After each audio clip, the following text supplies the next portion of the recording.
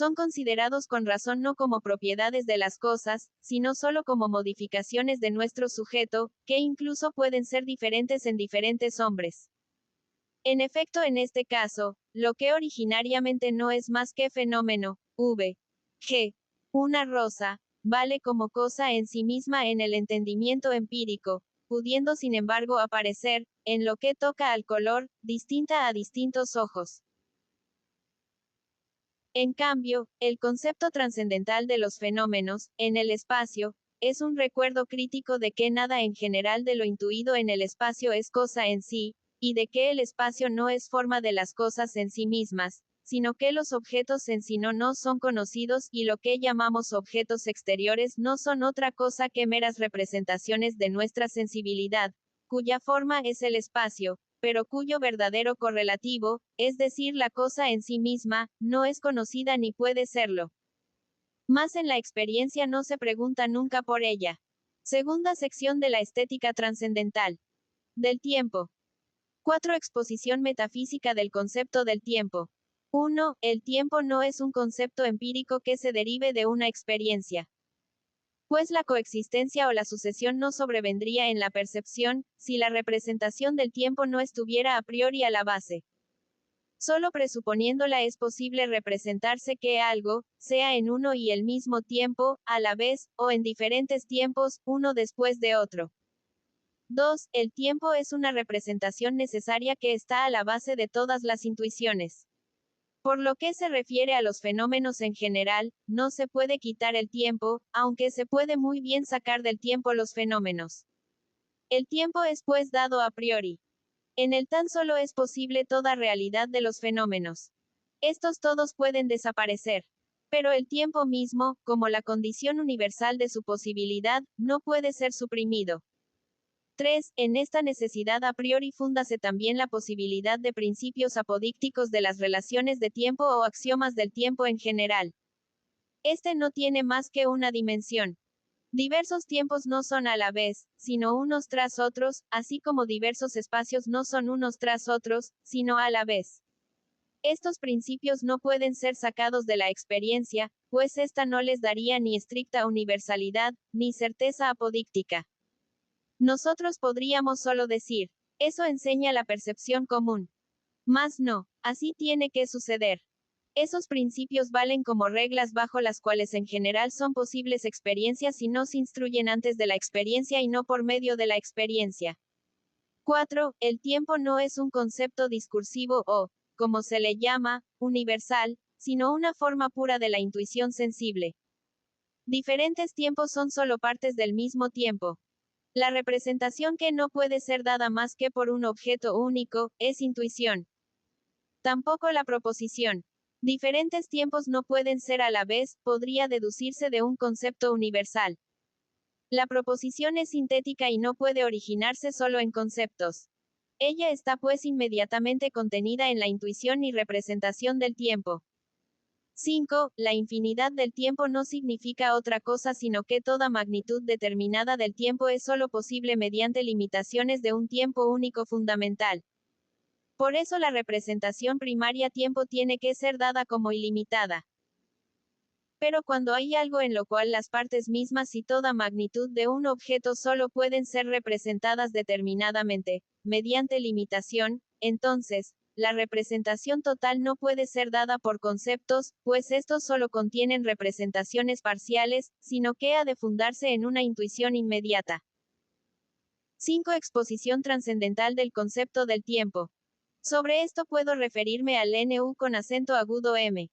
3 en donde, para abreviar, he puesto ya lo que es propiamente trascendental, entre los artículos de la exposición metafísica. Aquí añado que el concepto del cambio y con él el concepto del movimiento, como cambio de lugar, no son posibles sino mediante y en la representación del tiempo. Que si esa representación no fuese intuición, interna, a priori, no podría concepto alguno, fuere el que fuere, hacer comprensible la posibilidad de un cambio, es decir, de un enlace de predicados contradictoriamente opuestos, v.g. El ser en un lugar y el no ser esa misma cosa en el mismo lugar, en uno y en el mismo objeto. Solo en el tiempo pueden hallarse ambas determinaciones contradictoriamente opuestas en una cosa, a saber una después de otra. Así pues, nuestro concepto del tiempo explica la posibilidad de tantos conocimientos sintéticos a priori, como hay en la teoría general del movimiento, que no es poco fructífera. 6 conclusiones sacadas de estos conceptos. A. El tiempo no es algo que exista por sí o que convenga a las cosas como determinación objetiva y, por lo tanto, permanezca cuando se hace abstracción de todas las condiciones subjetivas de su intuición. Pues en el primer caso sería algo que, sin objeto real, sería, sin embargo, real. Más en lo que al segundo caso se refiere, siendo una determinación u ordenación inherente a las cosas mismas, no podría preceder a los objetos como su condición, ni ser intuido y conocido a priori mediante proposiciones sintéticas. Sin embargo, esto último ocurre perfectamente, si el tiempo no es nada más que la condición subjetiva bajo la cual tan solo pueden intuiciones tener lugar en nosotros. Pues entonces esa forma de la intuición interna puede ser representada antes de los objetos y, por lo tanto, a priori. B. El tiempo no es nada más que la forma del sentido interno, es decir, de la intuición de nosotros mismos y de nuestro estado interno. Pues el tiempo no puede ser una determinación de fenómenos externos. Ni pertenece a una figura ni a una posición, etc. Y en cambio, determina la relación de las representaciones en nuestro estado interno. Y, precisamente, porque esa intuición interna no da figura alguna, tratamos de suplir este defecto por medio de analogías y representamos la sucesión del tiempo por una línea que va al infinito, en la cual lo múltiple constituye una serie, que es solo de una dimensión. Y de las propiedades de esa línea concluimos las propiedades todas del tiempo, con excepción de una sola, que es que las partes de aquella línea son a la vez, mientras que las del tiempo van siempre una después de la otra. Por aquí se ve también, que la representación del tiempo es ella misma intuición, pues que todas sus relaciones pueden expresarse en una intuición externa. C. El tiempo es la condición formal a priori de todos los fenómenos en general. El espacio, como forma pura de toda intuición externa, está limitado, como condición a priori, solo a los fenómenos externos. En cambio, todas las representaciones, tengan o no cosas exteriores como objetos, pertenecen en sí mismas al estado interno, como determinaciones del espíritu, y este estado interno se halla bajo la condición formal de la intuición interna, por lo tanto del tiempo. De donde resulta que el tiempo es una condición a priori de todo fenómeno en general y es condición inmediata de los fenómenos internos, de nuestra alma, y precisamente por ello condición inmediata también de los fenómenos externos. Si puedo decir a priori, todos los fenómenos externos están determinados en el espacio y según las relaciones del espacio a priori, puedo decir, por el principio del sentido interno, con toda generalidad. Todos los fenómenos en general, es decir, todos los objetos de los sentidos son en el tiempo y están necesariamente en relaciones de tiempo. Si hacemos abstracción de nuestro modo de intuirnos interiormente y de comprender mediante esa intuición, todas las intuiciones externas en la facultad de representación. Si por tanto tomamos los objetos tales y como puedan ser ellos en sí mismos, entonces el tiempo no es nada. Solo tiene validez objetiva con respecto a los fenómenos, porque tales son ya las cosas que admitimos como objetos de nuestros sentidos. Pero el tiempo no es objetivo si hacemos abstracción de la sensibilidad de nuestra intuición y, por tanto, del modo de representación que nos es peculiar y hablamos de cosas en general. El tiempo es, pues, solamente una condición subjetiva de nuestra, humana, intuición, la cual es siempre sensible, es decir, por cuanto somos afectados por objetos, y no es nada en sí, fuera del sujeto. Sin embargo, en consideración de todos los fenómenos y, por tanto, también de todas las cosas que se nos pueden presentar en la experiencia, es necesariamente objetivo. No podemos decir, todas las cosas están en el tiempo. Porque en el concepto de las cosas en general se hace abstracción de todo modo de intuición de las mismas, siendo este sin embargo la propia condición bajo la cual el tiempo pertenece a la representación de los objetos. Ahora bien, si se añade la condición al concepto y se dice, Todas las cosas, como fenómenos, objetos de la intuición sensible, están en el tiempo, entonces el principio tiene exactitud objetiva y universalidad a priori. Nuestras afirmaciones enseñan, pues, la realidad empírica del tiempo, es decir, su validez objetiva con respecto a todos los objetos que pueden ser dados a nuestros sentidos. Y como nuestra intuición es siempre sensible, no puede nunca sernos dado un objeto en la experiencia, que no se encuentre bajo la condición del tiempo. En cambio, negamos al tiempo toda pretensión a realidad absoluta, esto es, a que, sin tener en cuenta la forma de nuestra intuición sensible, sea inherente en absoluto a las cosas como condición o propiedad.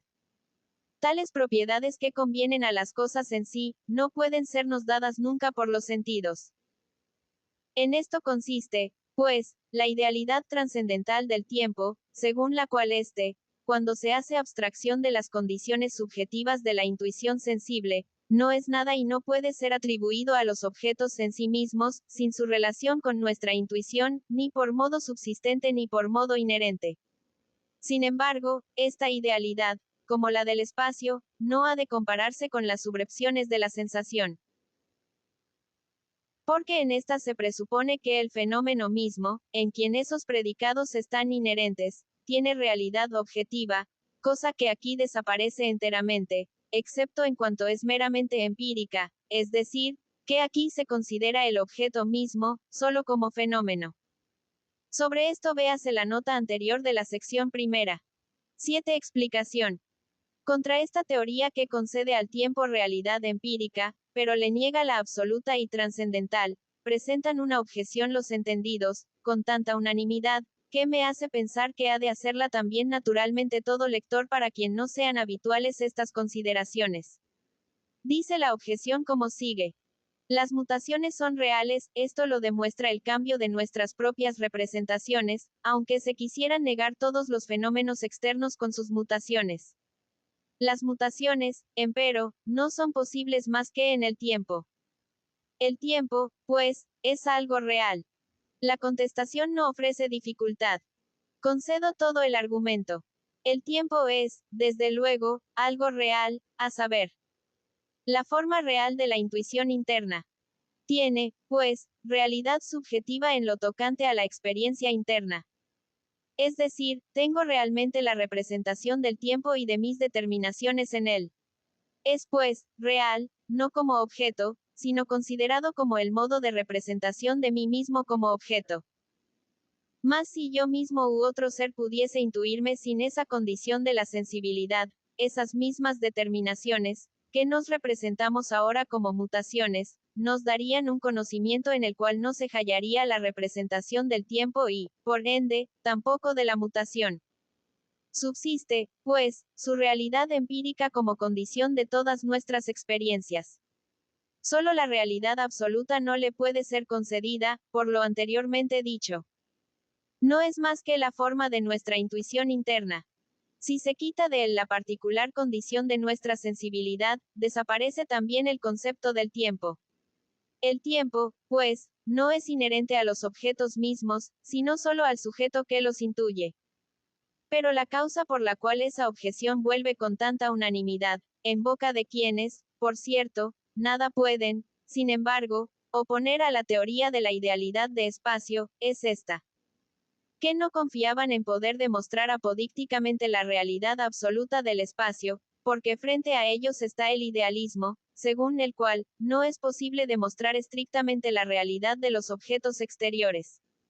Pero, en cambio, la del objeto de nuestro sentido interno, yo mismo y mi estado, es inmediatamente clara por la conciencia.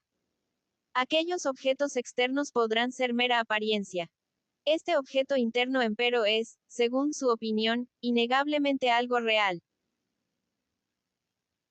Pero no pensaron que ambos, objetos, el externo y el interno, sin que se pueda discutir su realidad como representaciones, pertenecen, sin embargo, solo al fenómeno, el cual tiene siempre dos lados, el uno cuando el objeto es considerado en sí mismo, prescindiendo del modo de intuirlo, por lo cual su modo de ser, precisamente por eso, permanece siempre problemático, y el otro cuando se mira a la forma de la intuición de ese objeto, forma que ha de buscarse no en el objeto en sí mismo, sino en el sujeto a quien este aparece, aunque corresponde, sin embargo, necesaria y realmente al fenómeno de ese objeto. Espacio y tiempo son, por tanto, dos fuentes de conocimiento de las cuales a priori podemos extraer diferentes conocimientos sintéticos. La matemática pura nos da un ejemplo brillante, por lo que se refiere a los conocimientos del espacio y sus relaciones. Ambas, tomadas juntas, son formas puras de toda intuición sensible y, por eso, hacen posibles proposiciones sintéticas a priori. Mas esas fuentes de conocimiento a priori determinan sus límites precisamente por eso, porque son meras condiciones de la sensibilidad, a saber, que se refieren solo a objetos en cuanto son considerados como fenómenos, mas no representan cosas en sí mismas. Aquellos fenómenos solos constituyen el campo de su validez y cuando no salimos de ellos, no podemos hacer uso alguno objetivo de esas fuentes. Esa realidad del espacio y del tiempo deja incólume la certeza del conocimiento de experiencia.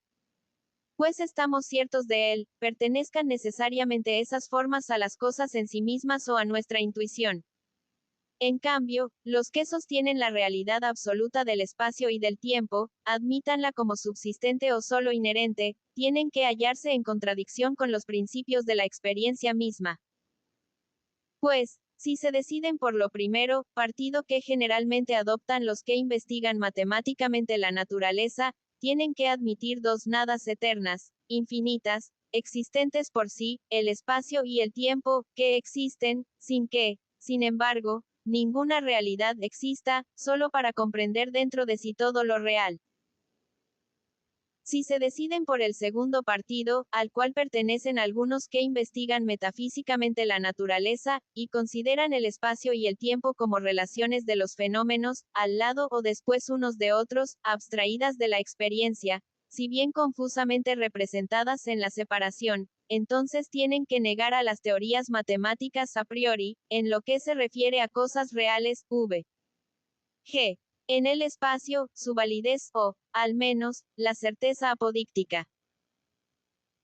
Porque ésta no puede tener lugar a posteriori y los conceptos a priori del espacio y del tiempo, según esta opinión, son solo creaciones de la imaginación, cuya fuente ha de buscarse realmente en la experiencia, con cuyas relaciones, abstraídas, ha hecho la imaginación algo que, si bien contiene lo universal de las mismas, no puede, sin embargo, tener lugar sin las restricciones que la naturaleza ha enlazado con ellas. Los primeros ganan tanto que abren el campo de los fenómenos para las afirmaciones matemáticas, en cambio, confúndense mucho, por esas mismas condiciones, cuando el entendimiento quiere salir de ese campo. Los segundos ganan, es cierto, en lo que a esto último se refiere, puesto que las representaciones de espacio y tiempo no les cierran el camino cuando quieren juzgar de los objetos no como fenómenos, sino solo en relación al entendimiento. Mas, en cambio, ni pueden señalar el fundamento de la posibilidad de conocimientos matemáticos a priori, ya que les falta una intuición a priori verdadera y con valor objetivo, ni poner las leyes de la experiencia en necesaria concordancia con aquellas afirmaciones. En nuestra teoría de la verdadera constitución de esas dos formas originarias de la sensibilidad, quedan remediadas ambas dificultades. En fin, se comprende también claramente que la estética trascendental no pueda contener más que esos dos elementos, a saber, espacio y tiempo. Todos los demás conceptos, en efecto, que pertenecen a la sensibilidad, incluso el del movimiento, que reúne ambas partes, presuponen algo empírico. El movimiento presupone percepción de algo que se mueve. Mas en el espacio, considerado en sí, nada es móvil. Lo móvil tiene que ser algo que no se encuentra en el espacio más que por experiencia. Por lo tanto, un dato empírico. De igual modo no puede la estética trascendental contar el concepto de la variación entre sus datos a priori. Pues el tiempo mismo no muda, sino algo que está en el tiempo. Así, pues, se exige, además, la percepción de alguna existencia y de la sucesión de sus determinaciones, por ende, la experiencia. 8 observaciones generales a la estética trascendental. 1. Primeramente será necesario explicar lo más claramente posible cuál es nuestra opinión respecto de la constitución fundamental del conocimiento sensible en general, para prevenir toda mala interpretación acerca de ella. Hemos querido decir, pues, que toda nuestra intuición no es nada más que la representación del fenómeno. Que las cosas que intuimos no son en sí mismas lo que intuimos en ellas, ni tampoco están constituidas sus relaciones en sí mismas como nos aparecen a nosotros. Y que si suprimiéramos nuestro sujeto o aún solo la constitución subjetiva de los sentidos en general, desaparecerían toda constitución, todas relaciones de los objetos en el espacio y el tiempo, y aún el espacio y el tiempo mismos que, como fenómenos, no pueden existir en sí mismos, sino solo en nosotros. ¿Qué son los objetos en sí separados de toda esa receptividad de nuestra sensibilidad? Esto permanece para nosotros enteramente desconocido. No conocemos más que nuestro modo de percibirlos, que nos es peculiar, y que no debe corresponder necesariamente a todo ser, si bien sí a todo hombre. Más de este tan solo hemos de ocuparnos. El espacio y el tiempo son las formas puras de ese modo de percibir. La sensación, en general, es la materia. Aquellas podemos solo conocerlas a priori, es decir, antes de toda percepción real y por eso se llaman intuiciones puras. La sensación, empero, es, en nuestro conocimiento, lo que hace que éste sea llamado conocimiento a posteriori, es decir, intuición empírica. Aquellas formas penden de nuestra sensibilidad con absoluta necesidad, sean del modo que quieran nuestras sensaciones. Estas pueden ser muy diferentes. Aunque pudiéramos elevar esa nuestra intuición al grado sumo de claridad, no por eso nos acercaríamos más a la constitución de los objetos en sí mismos. Pues, en todo caso, no haríamos más que conocer completamente nuestro modo de intuición, es decir, nuestra sensibilidad, y aún está siempre bajo las condiciones de espacio y tiempo, originariamente referidas al sujeto. Pero jamás podremos conocer lo que son los objetos en sí, por luminoso que sea nuestro conocimiento del fenómeno, que es lo único que nos es dado. Por lo tanto, decir que nuestra sensibilidad toda no es más que la representación confusa de las cosas, representación que encierra solamente lo que les conviene a las cosas en sí mismas, aunque en tal amontonamiento de caracteres y representaciones parciales, que no podemos analizarlo con clara conciencia, es falsear el concepto de sensibilidad y de fenómeno, haciendo inútil y vacía toda la teoría de estos. La diferencia entre una representación clara y una confusa es una diferencia meramente lógica y no toca al contenido. Sin duda el concepto de derecho usado por el entendimiento común, contiene las mismas cosas que una especulación sutil extrae y desarrolla, sin que en el uso común y práctico tenga nadie conciencia de esas múltiples representaciones contenidas en ese pensamiento. Mas no por eso puede decirse que el concepto común sea sensible y encierre un mero fenómeno, pues el derecho no puede en modo alguno aparecer como fenómeno, sino que su concepto yace en el entendimiento y representa una constitución, la moral, de las acciones, que les corresponde en sí mismas. En cambio, la representación de un cuerpo no encierra en la intuición nada que pueda convenir a un objeto en sí, sino contiene el fenómeno de algo y el modo como nosotros somos afectados por ese algo. Y esa receptividad de nuestra capacidad de conocimiento se llama sensibilidad y sigue siendo totalmente diferente del conocimiento del objeto en sí mismo, aunque se penetre en el fenómeno hasta el mismo fondo. La filosofía leibnizo-wulfiana ha colocado pues todas las investigaciones acerca de la naturaleza y el origen de nuestros conocimientos, bajo un punto de vista enteramente erróneo, considerando la diferencia entre la sensibilidad y lo intelectual como meramente lógica, cuando manifiestamente es trascendental y toca no solo a la forma de claridad o confusión, sino al origen y al contenido de los conocimientos. Por modo tal que en la primera no es solo que conocemos confusamente la constitución de las cosas en sí mismas, sino que no la conocemos de ninguna manera y, tan pronto como suprimimos nuestra constitución subjetiva, no hallamos en parte alguna ni podemos hallar ya el objeto representado, con las propiedades que lo confirió la intuición sensible, porque precisamente esa constitución subjetiva determina la forma del objeto como fenómeno. Distinguimos por lo demás en los fenómenos, lo que depende esencialmente de la intuición y vale para todo sentido humano en general, de aquello otro que les corresponde solo casualmente, por no ser valedero para la relación de la sensibilidad en general, y sí solo para una particular posición u organización de este o aquel sentido. Y entonces decimos del primer conocimiento, que representa el objeto en sí mismo, del segundo que es solo su fenómeno. Mas esa diferencia es solo empírica. Si permanecemos en ella, como suele ocurrir, y no consideramos aquella intuición empírica a su vez como mero fenómeno, como debiera ocurrir, de tal modo que en ella no se encuentra nada que se refiera a una cosa en sí misma, entonces está perdida nuestra distinción trascendental y entonces creemos conocer las cosas en sí mismas, aunque por doquiera, en el mundo sensible, y aún en la investigación más profunda de sus objetos, no tenemos conocimiento más que de fenómenos. Así, por ejemplo, diremos que el arco iris es un mero fenómeno cuando llueve y sale el sol y que la lluvia es la cosa en sí misma.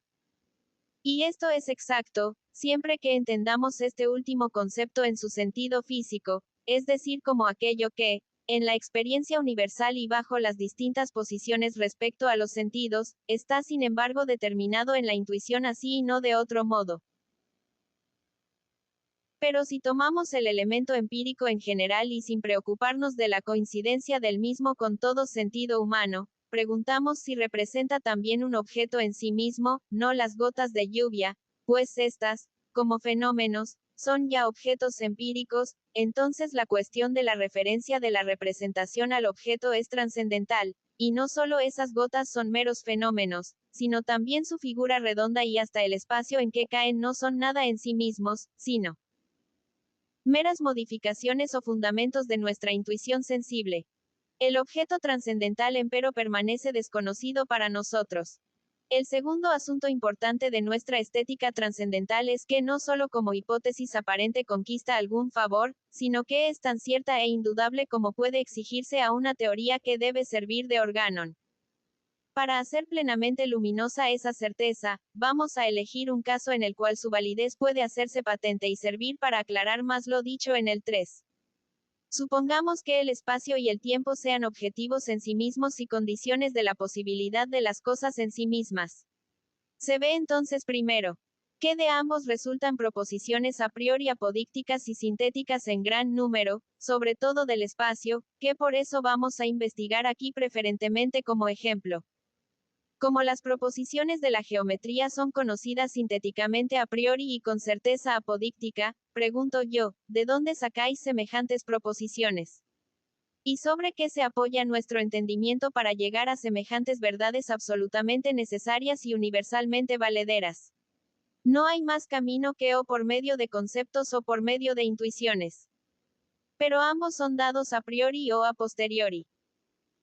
Estos últimos, a saber los conceptos empíricos, así como aquello en que se fundan, la intuición empírica, no pueden dar proposición sintética alguna, a no ser que sea solo empírica, es decir, proposición de experiencia, que por tanto no puede encerrar nunca necesidad y absoluta universalidad, cosa que es sin embargo lo característico de todas las proposiciones de la geometría. Queda el primero y único modo, que sería alcanzar semejantes conocimientos por medio de conceptos o intuiciones a priori. Pero es claro que por meros conceptos no se puede alcanzar conocimiento alguno sintético, sino solo analítico. Tomad la proposición siguiente. Con dos líneas rectas no se puede encerrar ningún espacio, por tanto ninguna figura es posible. Tratad de deducirla del concepto de línea recta y de número 2. O tomad esta otra. Que con tres líneas rectas es posible una figura y tratad del mismo modo de deducirla de esos conceptos. Vuestros esfuerzos serán vanos y os veréis obligados a refugiaros en la intuición, como también hace siempre la geometría. Os dais pues un objeto en la intuición. ¿De qué especie es esta intuición? ¿Es pura a priori o empírica? Si fuera esto último, nunca podría salir de ella una proposición universalmente valedera y menos aún apodíctica, pues la experiencia no puede proporcionar nunca semejantes proposiciones.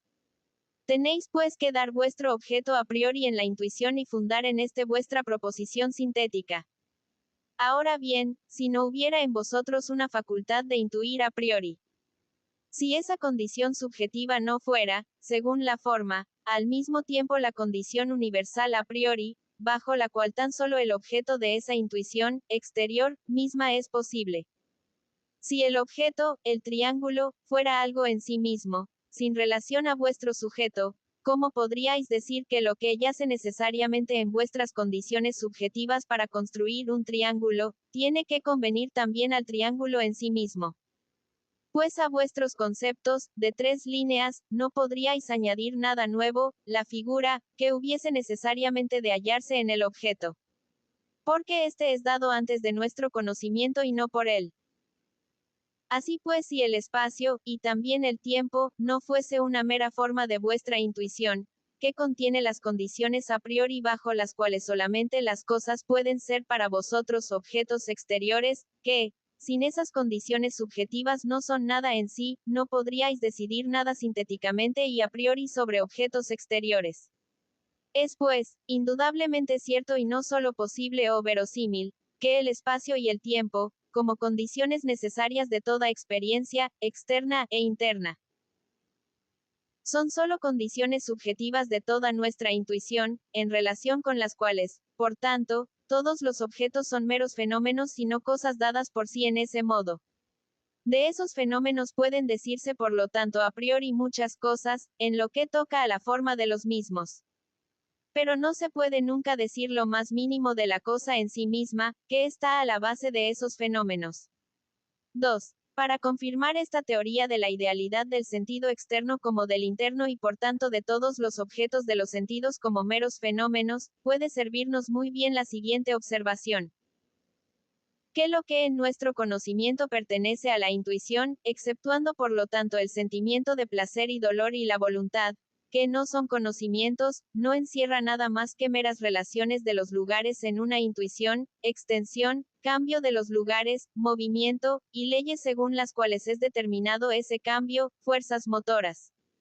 Más que es lo que está presente en el lugar. O qué es lo eficiente en las cosas mismas aparte del cambio de lugar. Nada de esto nos es dado en las citadas relaciones. Por meras relaciones no es conocida una cosa en sí misma. Así pues, hay que juzgar que, puesto que mediante el sentido externo no nos son dadas más que meras representaciones de relación, ese sentido no puede tampoco contener más que la relación de un objeto con el sujeto en su representación y no lo interno que convenga al objeto en sí. Lo mismo ocurre con la intuición interna. No solo constituyen en ella las representaciones de los sentidos externos, la materia propia con que ocupamos nuestro espíritu, sino que el tiempo en el cual ponemos esas representaciones, y que precede a la conciencia de las mismas en la experiencia, estando en su base como condición formal del modo como las colocamos en el espíritu, encierra ya las relaciones de sucesión, de simultaneidad y de aquello que es simultáneo con la sucesión, lo permanente. Ahora bien, lo que, como representación, puede preceder a toda acción de pensar algo, es la intuición y, si no encierra nada más que relaciones, es la forma de la intuición. La cual, no representando nada sino por cuanto algo es puesto en el espíritu, no puede ser otra cosa que el modo como el espíritu es afectado por la propia actividad, a saber, por ese poner sus representaciones y, por lo tanto, por sí mismo. Es decir, que es un sentido interior según su forma. Todo lo que es representado por un sentido es siempre fenómeno y o no se admite el sentido interno, o el sujeto, que constituye el objeto de dicho sentido, no puede ser representado por él, más que como fenómeno y no al modo como juzgaría el sujeto de sí mismo si su intuición fuese mera actividad propia, es decir, intelectual. Aquí toda la dificultad estriba tan solo en cómo un sujeto pueda intuirse a sí mismo interiormente. Mas esta dificultad es común a toda teoría. La conciencia de sí mismo, a percepción, es la simple representación del yo y si mediante ella sola todo lo múltiple en el sujeto fuese dado por propia actividad, entonces la intuición interna sería intelectual. En el hombre, esa conciencia exige una percepción interna de lo múltiple que es dado anteriormente en el sujeto. Y el modo como ese múltiple es dado en el espíritu sin espontaneidad tiene que llamarse teniendo en cuenta esa distinción sensibilidad. Si la facultad de ser consciente ha de aprehender lo que está en el espíritu, tiene entonces que afectarle y solo de ese modo puede producir una intuición de sí misma, cuya forma empero, anteriormente en el espíritu, determina en la representación del tiempo el modo como lo múltiple está reunido en el espíritu. Y entonces, éste se construye a sí mismo, no como él representaría, siendo inmediatamente activo por sí mismo, sino según el modo como es afectado por dentro. Consiguientemente no como es, sino como se aparece a sí mismo. 3. Al decir que en el espacio y en el tiempo la intuición de los objetos exteriores y también la propia intuición del espíritu representan ambas cosas tal como afectan a nuestros sentidos, es decir, tal como aparecen, no quiere esto decir que esos objetos sean una mera apariencia. Pues en el fenómeno son siempre considerados los objetos, y aun las cualidades que les atribuimos, como algo realmente dado. Solo que en cuanto esa cualidad depende del modo de intuición del sujeto, en la relación del objeto dado con él, diferénciase dicho objeto, como fenómeno, de sí mismo como objeto en sí. Así, no digo. Los cuerpos parecen solamente estar fuera de mí, o mi alma parece solamente estar dada en mi conciencia propia, cuando afirmo que la cualidad del espacio y del tiempo, según la cual, como condición de la existencia de cuerpos y alma, pongo estas cosas, está en mi modo de intuir y no en esos objetos en sí. Sería culpa mía si hiciese una mera apariencia de lo que debería considerar como fenómeno. Mas esto no ocurre según nuestro principio de la idealidad de todas nuestras intuiciones sensibles. Más bien, cuando se atribuye a aquellas formas de representación una realidad objetiva, entonces es cuando no se puede evitar que todo se convierta por ello en mera apariencia. Pues si consideramos el espacio y el tiempo como cualidades que, según su posibilidad, tienen que hallarse en las cosas en sí, y reflexionamos en los absurdos en que nos vemos entonces complicados puesto que dos cosas infinitas, que no son substancias ni algo realmente inherente a las substancias, y que, sin embargo, existen y hasta han de ser la condición necesaria de la existencia de todas las cosas, seguirían siendo, aunque se suprimiesen todas las cosas existentes, entonces no podemos censurar al bueno de Berkeley por haber rebajado los cuerpos a meras apariencias. Es más, nuestra propia existencia, que, de ese modo, resultaría depender de la realidad de un imposible como el tiempo, debería tornarse en mera apariencia, absurdo que nadie hasta ahora ha querido cargarse en cuenta. IV. En la teología natural, en donde se piensa un objeto que no solo no puede ser para nosotros objeto de intuición, sino que no puede ser para sí mismo, en modo alguno, objeto de intuición sensible, se ha tenido sumo cuidado de excluir de toda su intuición las condiciones del tiempo y del espacio, pues todo su conocimiento ha de ser siempre intuitivo y no pensamiento, pues siempre el pensamiento demuestra limitaciones. Mas ¿con qué derecho puede hacerse esto si el espacio y el tiempo han sido considerados antes como formas de las cosas en sí mismas, y aun como tales formas, que como condiciones de la existencia de las cosas a priori, subsisten, aunque se hayan suprimido las cosas mismas? En efecto, como condiciones de su existencia en general, deberían serlo también de la existencia de Dios. Si no se quiere hacer de ellas formas objetivas de todas las cosas, no queda más sino hacerlas formas subjetivas de nuestro modo de intuir tanto interno, como externo.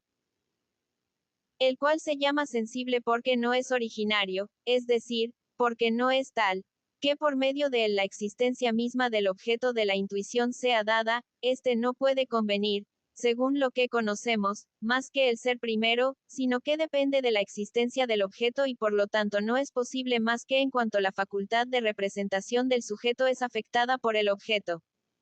Tampoco es necesario que limitemos el modo de intuir en el espacio y el tiempo, a la sensibilidad del hombre.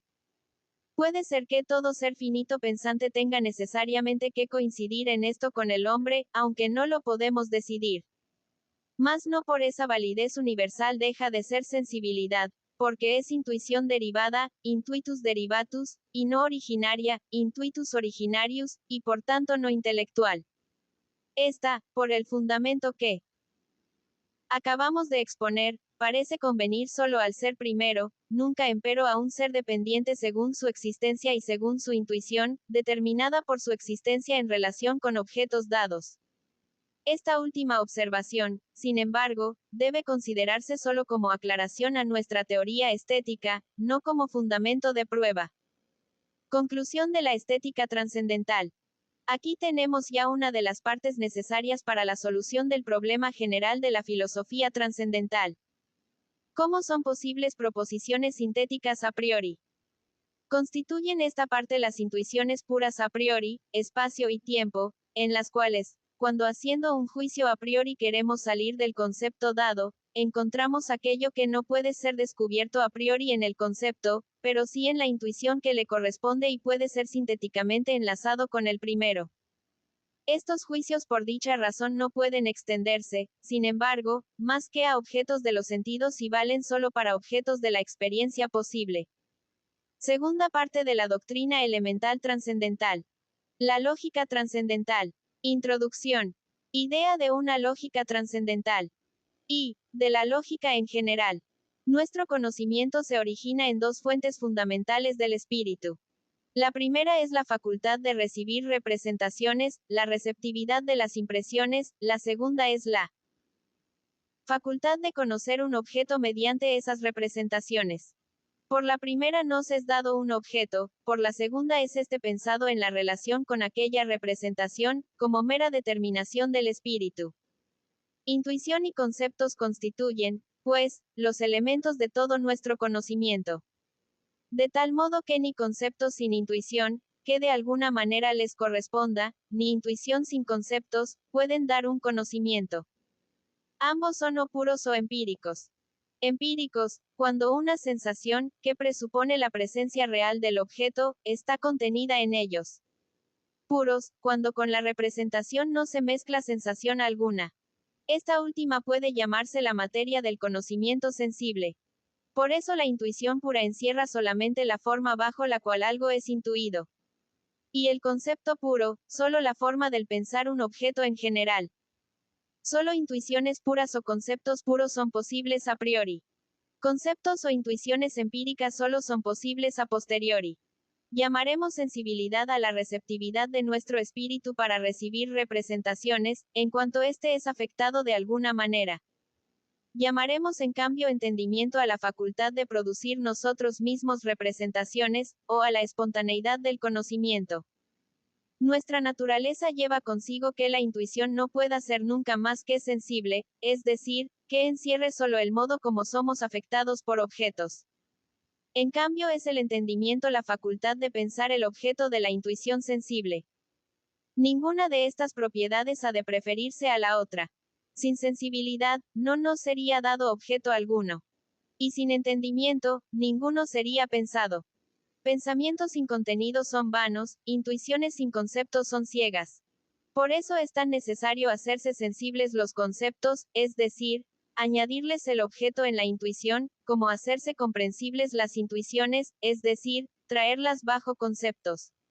Ambas facultades o capacidades no pueden tampoco trocar sus funciones.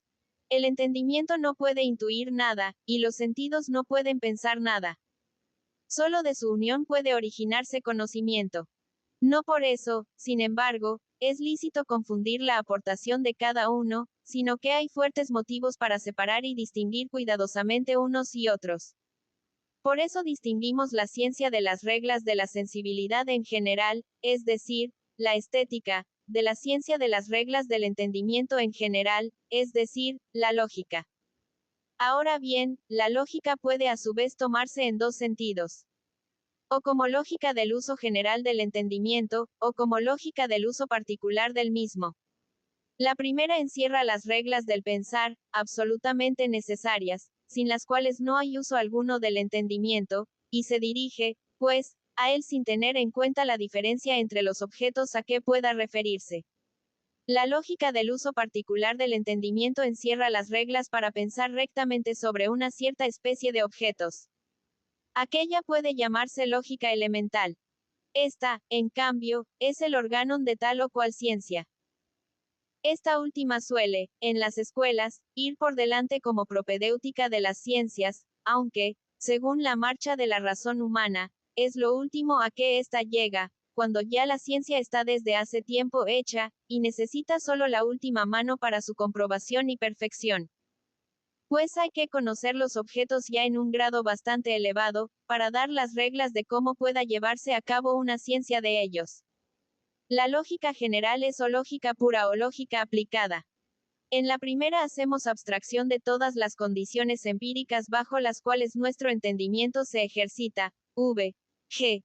Del influjo de los sentidos, del juego de la imaginación, de las leyes de la memoria, de la fuerza de la costumbre, de la inclinación, etc. Y por lo tanto, también de las fuentes de los prejuicios y, en general, de todas las causas que pueden originar o introducir en nosotros ciertos conocimientos, porque éstas se refieren al entendimiento solo bajo ciertas circunstancias de su aplicación y para conocerlas es necesario la experiencia. Una lógica general, pero pura, tiene solo que ocuparse de principios a priori y es un canon del entendimiento y de la razón. Pero solo por lo que se refiere a la parte formal de su uso, sea el contenido el que quiera, empírico o trascendental. Más la lógica general se llama luego aplicada cuando se refiere a las reglas del uso del entendimiento, bajo las condiciones subjetivas empíricas que nos enseña la psicología. Tiene pues, principios empíricos, si bien es general en cuanto se ocupa del uso del entendimiento, sin distinción de objetos. Por eso no es ni un canon del entendimiento en general, ni un organon de ciencias particulares, sino solamente un catárticon del entendimiento común. En la lógica general, la parte que ha de constituir la doctrina pura de la razón debe, pues, separarse enteramente de la parte que constituye la lógica aplicada, aunque siempre general. La primera sola es propiamente ciencia, si bien corta y seca y tal como la exige la exposición escolástica de una doctrina elemental del entendimiento. En esta no deben los lógicos perder de vista nunca dos reglas. 1. Como lógica general, hace abstracción de todo contenido del conocimiento intelectual y de la diferencia de sus objetos y no se ocupa de nada más que de la mera forma del pensar. 2. Como lógica pura, no tiene principios empíricos. Por lo tanto, no toma nada, como a veces se ha creído, de la psicología, la cual, pues, no tiene influjo alguno en el canon del entendimiento. En una doctrina demostrada y todo en ella tiene que ser enteramente cierto a priori. Lo que yo llamo lógica aplicada, contrariamente a la significación ordinaria de esta palabra, según la cual ha de contener ciertos ejercicios para los cuales la lógica pura da la regla, es una representación del entendimiento y de las reglas de su uso necesario in concreto, a saber, bajo las condiciones contingentes del sujeto, que pueden impedir o facilitar ese uso y que todas ellas solo empíricamente son dadas. Trata de la atención, de sus obstáculos y sus consecuencias, del origen del error, del estado de duda, del escrúpulo, de la convicción, etc. La lógica general y pura guarda con ella la misma relación que la moral, que contiene solo las leyes morales necesarias de una voluntad libre en general guarda con la teoría propia de la virtud, que considera esas leyes bajo los obstáculos de los sentimientos, inclinaciones y pasiones a que los hombres, más o menos, están sometidos, y no puede nunca proporcionar una ciencia verdadera y demostrada, porque, igual que aquella lógica aplicada, necesita principios empíricos y psicológicos. 2. De la lógica trascendental. La lógica general hace abstracción, como hemos visto, de todo contenido del conocimiento, es decir, de toda referencia del conocimiento al objeto y considera solamente la forma lógica en la relación de los conocimientos entre sí, es decir, la forma del pensamiento en general. Ahora bien, así como hay intuiciones puras y empíricas, según demuestra la estética trascendental, así también podría hallarse una distinción entre un pensar puro y un pensar empírico de los objetos. En este caso, habría una lógica en la cual no se hiciera abstracción de todo contenido del conocimiento. Pues aquella lógica que encerrase solo las reglas del pensar puro de un objeto, excluiría todos los conocimientos que tuvieran un contenido empírico. Esta lógica se referiría también al origen de nuestros conocimientos de los objetos, por cuanto ese origen no puede ser atribuido a los objetos. En cambio, la lógica general no se preocupa del origen del conocimiento, pues no considera las representaciones sean desde un principio dadas a priori en nosotros mismos o sean no solo empíricamente dadas más que por las leyes según las cuales el entendimiento las usa en relación mutua, cuando piensa. Es decir, que trata solo de la forma del entendimiento que puede ser proporcionada a las representaciones, cualquiera que sea su origen. Y aquí hago yo una observación que extiende su influjo a todas las consideraciones posteriores y que no deberá perderse de vista, a saber, que no todo conocimiento a priori ha de llamarse trascendental. Solo aquel por el cual conocemos que ciertas representaciones, intuiciones o conceptos, son empleadas o son posibles solamente a priori y como lo son, debe llamarse trascendental, es decir, que se refiere a la posibilidad del conocimiento o al uso del mismo a priori. Por eso ni el espacio ni ninguna determinación geométrica a priori del espacio es una representación trascendental. Solo puede llamarse trascendental el conocimiento de que esas representaciones no tienen un origen empírico y la posibilidad de que una determinación geométrica a priori se refiera, sin embargo, a priori a objetos de la experiencia. De igual modo el uso del espacio para los objetos en general sería también trascendental. Más si se limita solo a los objetos de los sentidos, llámase empírico. La distinción de lo trascendental y de lo empírico pertenece, pues, solo a la crítica de los conocimientos y no se refiere a la relación de estos con su objeto.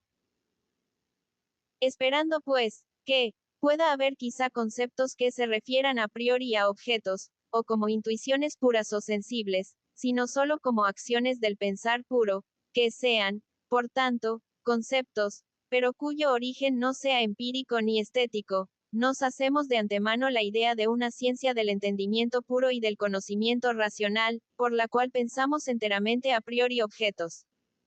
Semejante ciencia, que determinase el origen, la extensión y la validez objetiva de esos conocimientos, tendría que llamarse lógica trascendental, porque no trata sino de las leyes del entendimiento y de la razón. Pero solamente en cuanto son referidas a objetos a priori y no, como la lógica general, a los conocimientos racionales, empíricos o puros, sin distinción. 3. De la división de la lógica general en analítica y dialéctica. La antigua y famosa pregunta con qué se creía estrechar a los lógicos si se trataba de ponerlos en la alternativa o de dejarse sorprender en un miserable dialelo o de confesar su ignorancia y por ende la vacuidad de todo su arte, es la siguiente. ¿Qué es la verdad? La definición nominal de la verdad, a saber, ¿qué es la coincidencia del conocimiento con su objeto? Se concede aquí y se presupone. Se desea empero saber cuál sea el criterio general y seguro de la verdad de cada conocimiento.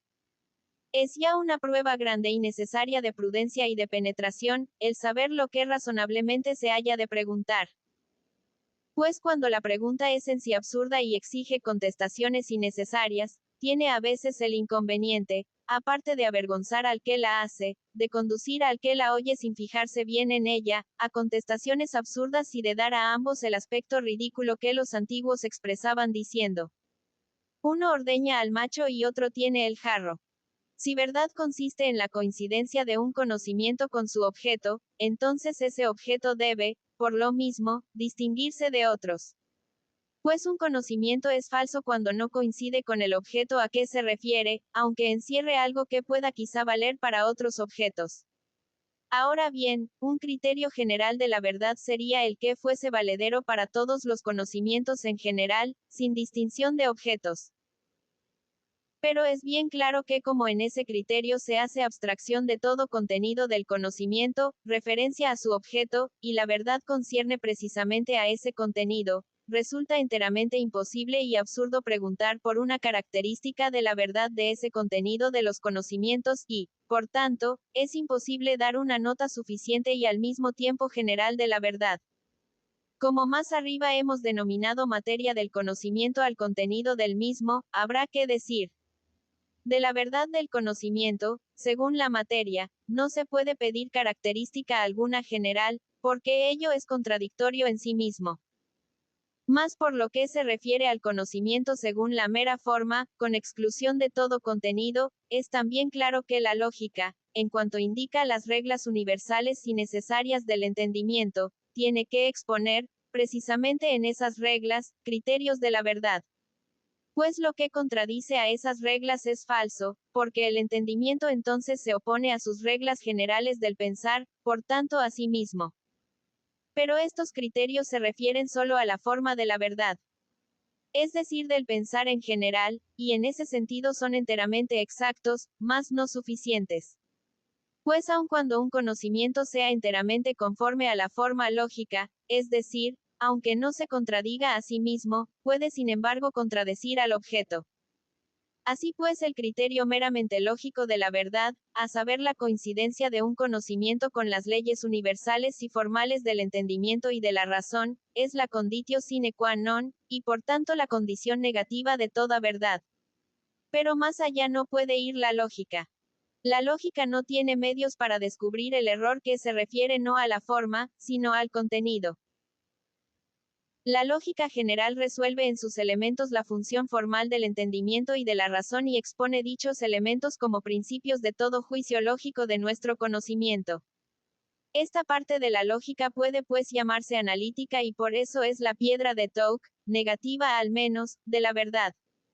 Ya que, ante todo, hemos de examinar y apreciar según estas reglas todo conocimiento en su forma, antes de investigarlo en su contenido, para decidir si encierra verdad positiva con respecto al objeto.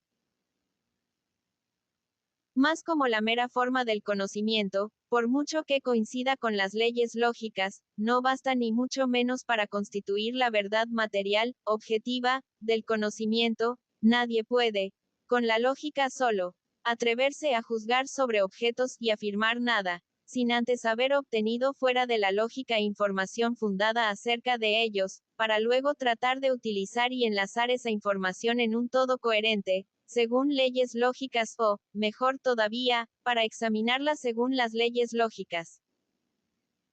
Sin embargo, hay algo tan seductor en la posesión de ese arte ilusorio de dar a todos nuestros conocimientos la forma del entendimiento, aun cuando en lo que se refiere al contenido del mismo pueda ser harto pobre y vacío, que aquella lógica general, aunque es solo un canon para el juicio, ha sido usada como un organon, por decirlo así, para la producción real o al menos para la ficción de afirmaciones objetivas. Y de ese modo, en realidad lo que se ha hecho ha sido usarla abusivamente. La lógica general, como supuesto organon, llámase dialéctica. Por muy diferente que haya sido la significación en que los antiguos empleaban este nombre de una ciencia o de un arte, puede colegirse por el uso real que hacen de la dialéctica que ésta no era, entre ellos, más que la lógica de la apariencia, un arte sofístico para dar a su ignorancia o incluso a sus premeditadas ficciones el color de la verdad, imitando el método de sólida fundamentación que prescribe la lógica y empleando su tópica como paliativo de toda ficción vana.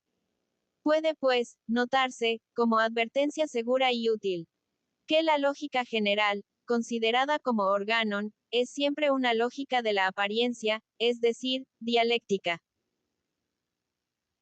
Pues como no nos enseña nada sobre el contenido del conocimiento, sino solo las condiciones formales de la concordancia con el entendimiento, las cuales por lo demás, en lo que se refiere a los objetos, son enteramente indiferentes, resulta que la pretensión de usarla como un instrumento, organon, para extender los conocimientos y ampliarlos, al menos ficticiamente, no conduce más que a una palabrería vana que afirma lo que se quiere con alguna apariencia o ataca también según el capricho.